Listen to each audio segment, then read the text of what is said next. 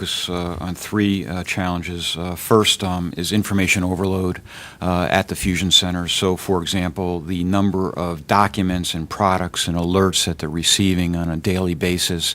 And actually, it exists in other area, within the department, also the intelligence community, the amount of information that comes in on a daily basis. And really, how do you prioritize it? How do you cull through it and really focus on the issues that you really need to focus on to prevent or mitigate or detect another, plotting or planning of a terrorist attack here within the homeland or externally.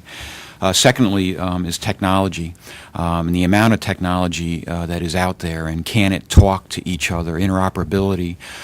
Some of the analysts in the field in the fusion centers have no less than 20 passwords that they need to sign on to different systems.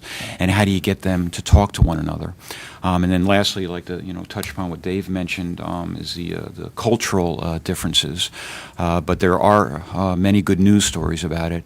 And if you look at the Office of Director of National Intelligence and the National Intelligence Strategy that was released, and also the President Obama's National Security Strategy that was just recently released. And so for the first time, it mentions and highlights the need to share information, the responsibility to provide.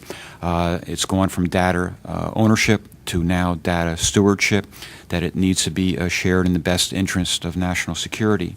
So once that information and the critical need to include them find their way into strategy documents supported by the President, from that cascades the policies and the procedures and the support and integration of our state, local, and tribal partners.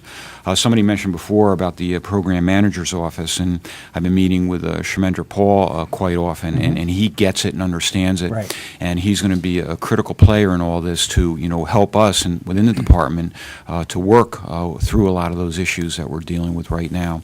But the good news is that we recognize them and we're building plans to tackle them, to mitigate them.